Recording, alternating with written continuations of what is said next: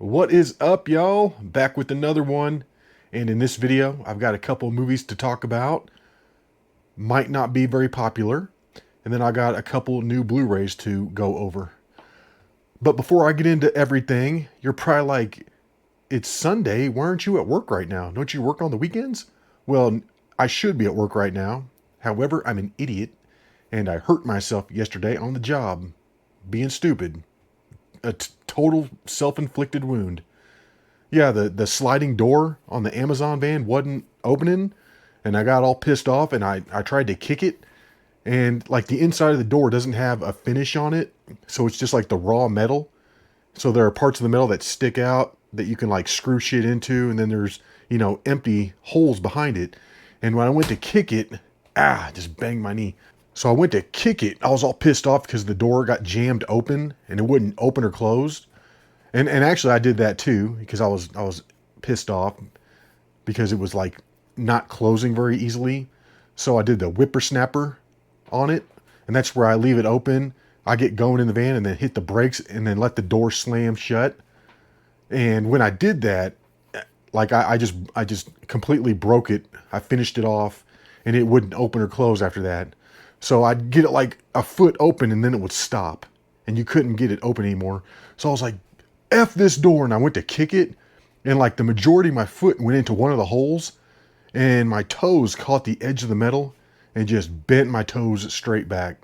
As soon as I did it, I was like, oh, fuck. I just fucked my toe. I mean, you could just feel it. It was a different kind of pain. So yeah, the rest of the day I had to use the back door. I couldn't use the sliding door anymore.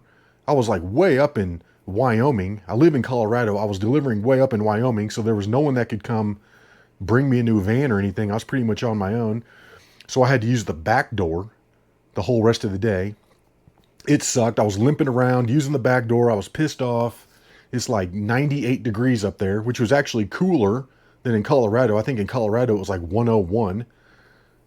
So yeah, I limped around, finished my shift, got back, reported the injury to my dispatcher guy. And he's like, well, you may or may not have to work tomorrow, which is today. This is my other day that I'm scheduled. So I slept on it. And I was like, man, I know when I wake up, this thing is going to it's going to be hurting when I wake up.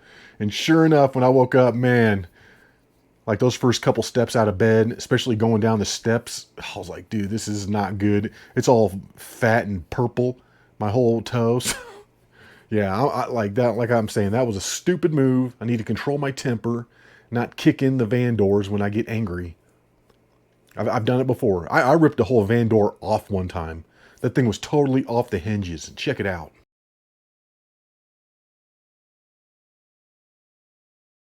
And that door was also the victim of a whippersnapper move, where I whippersnapped it closed and the whole door flew off. But yeah, I'm not kind to those vans. I've trashed like 5 of them. Flat tires, killed a starter, ripped a serpentine belt off, blew up the engine in one of them, and something else. But yeah, there's been 5 times where I've had to swap vans out because I killed them. So this Friday, I'm actually training on the brand new EVs, the electric vehicles, which I'm amazed they're going to even let me near one of those. So I'm working this Friday, so that'll hopefully make up for these hours that I'm missing. I was kind of counting on those as bonus hours, but no, now they're just going to be making up for today because I missed. But yeah, so that's not good. So I'm sitting at home today, not doing much. Figured I'd record a video because I do have some movies to talk about. And I'm just going to say my last video went over like a turd in the punch bowl. I'm sure I made a lot of people mad with that, with my review on Passion of the Christ and my thoughts on that whole thing. I'm sure that upset people, but I got to keep it real, guys. I got to keep it real. I got to be honest with myself and just tell it how I see it. And I know sometimes I got some crazy takes. People are like, dude, that guy's nuts. I get it. You're probably going to say the same thing by the end of this video if you finish it. Because I got some thoughts on a movie that are probably not going to be popular. Just warning you now. Just letting you know right now. But let's get into these new Blu-ray pickups. I got 2 of them yesterday on Saturday, and I've already watched both of them. The Rock, Walking Tall, and this was from 2004. So this is one of The Rock's very first movies, and you can tell because he looks like The Rock that was in, WWE way back in the early 2000s. He looks like that guy. He doesn't look like, the human version of the Incredible Hulk. But yeah, I mean, he looks so young. And like I said, this is one of his first movies. I think his first movie ever was The Mummy. And he also goes by The Rock in this. He hasn't quite adopted the name, Dwayne The Rock Johnson yet. In this one, he's just The Rock. So he's not even using his real name. Shows you how old this is. But yeah, I mean, look at him. He just looks like he's a teenager or something. And this is an average movie. I don't think this is anything too great. It's not terrible. It's watchable. Yeah, it's just, he comes back from the military to his little small town that's just changed. When he was gone, it's changed. The mills shut down, and now we got like porno shops and casinos opening up, and, the town is going downhill fast. So he's here to clean it up. The Rock is here to clean it up, and he grabs his 2x4 and he cleans it up. It's got Johnny Knoxville in it. God, he looks young too. He looks real young. Like I said, I mean, this isn't anything too spectacular, but if you want to see an early Rock movie, I suggest checking it out. It's pretty cool. And I did have that on DVD as well, so that's an upgrade. Okay, moving on to the other new one that I got on Saturday, The Dead. And I like this movie. It's low budget. You can tell it's just got that low budget look to it. I feel like they don't have the fancy cameras and stuff like that. But this is good. For a zombie movie, I don't know. There's just something about the atmosphere of this movie. It takes place in Africa. You got an American over there, and he's over there to, I'm not sure. He said he's an engineer, and he's over there to fix things that need repair. And the zombie outbreak happens. In the middle of the zombie outbreak, he manages to escape. Like the plane he's on that's trying to get out of there. Spoiler alert, but he's on a plane that's trying to escape. And he's telling everybody, he's like, this plane is not ready to fly. He's like, we're all dead. We're all going to die. The plane crashes. He's the only one that survives.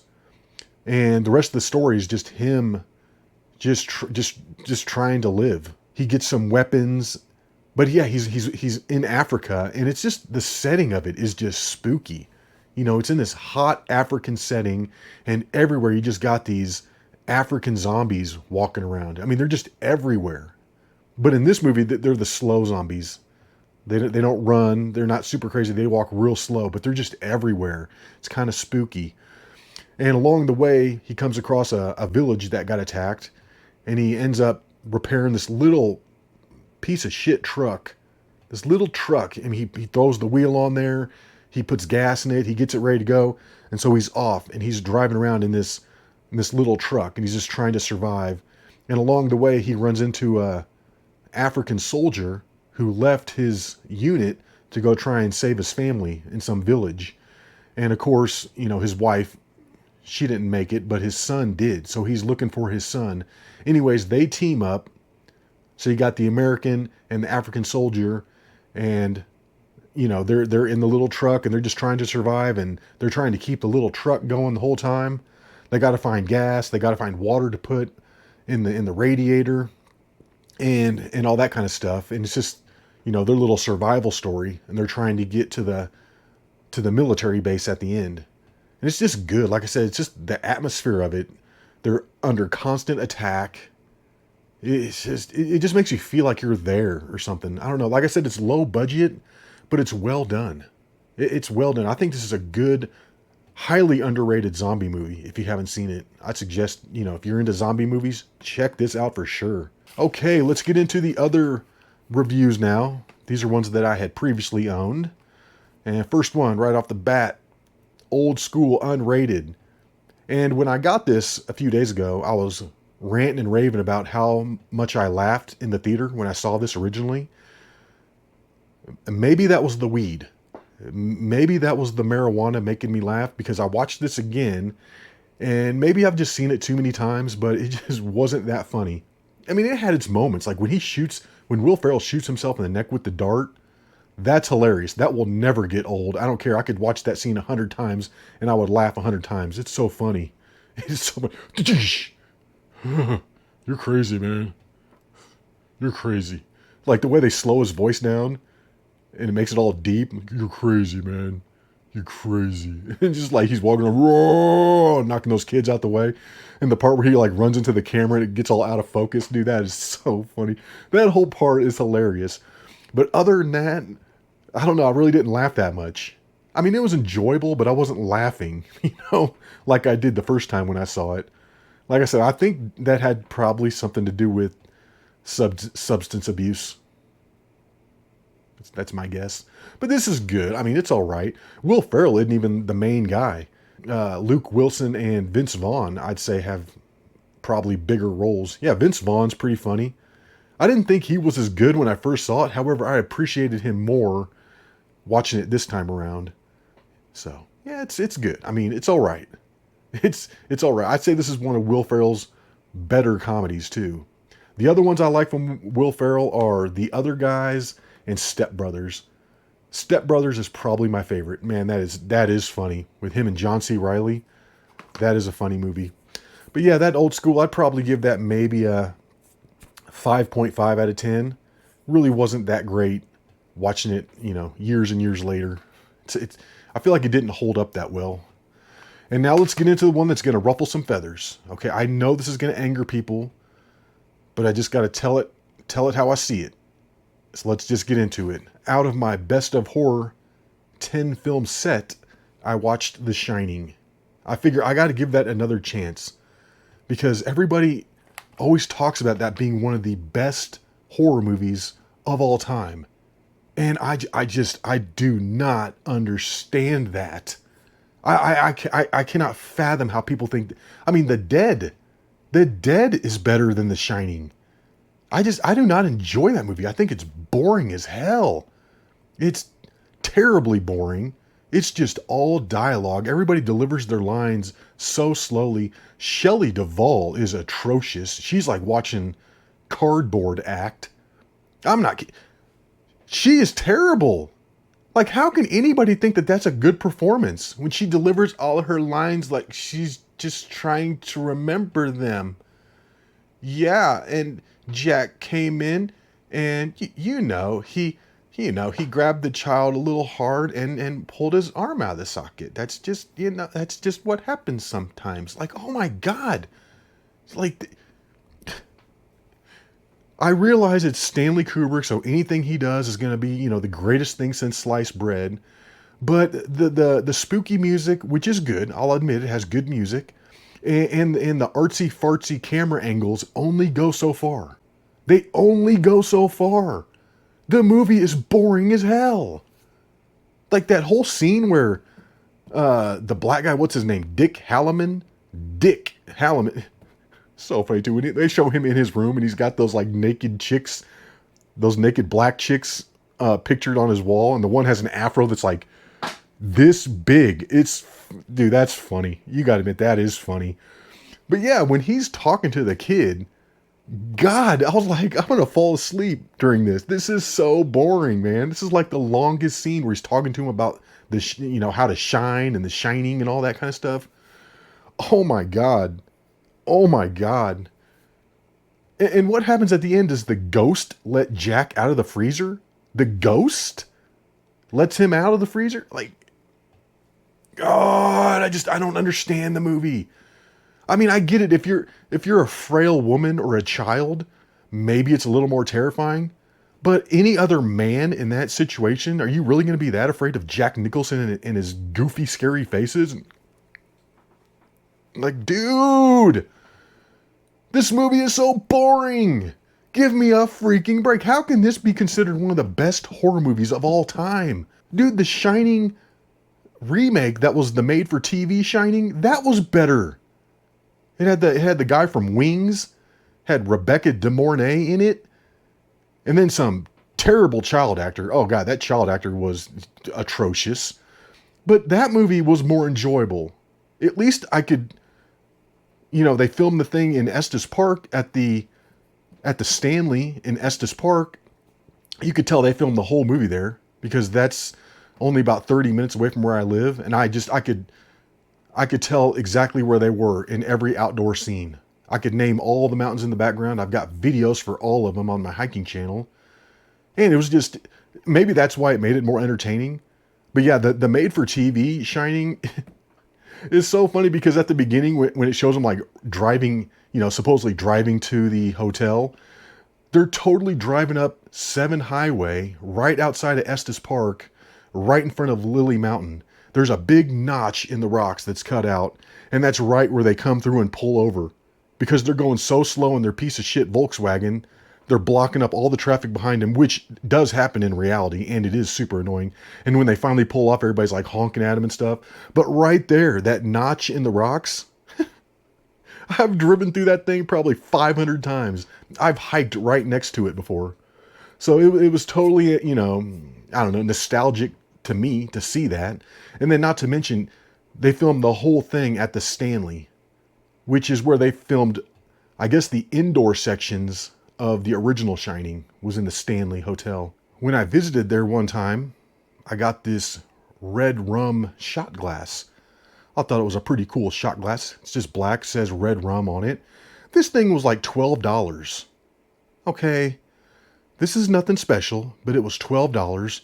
But yeah, like I said, the Stanley is located in Estes Park.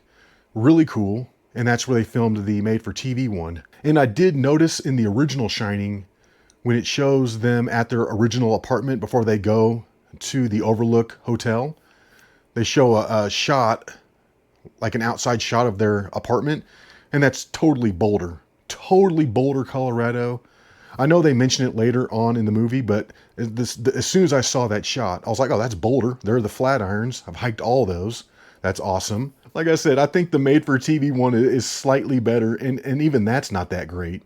In the made-for-TV one, Jack doesn't have an axe. He has a croquet mallet. That's like his weapon of choice as a croquet mallet, and he's chasing everybody around with his croquet mallet instead of the axe. But yeah, that movie is just so atrociously boring. I don't think I'm going to be watching that again for another 20 years, if that.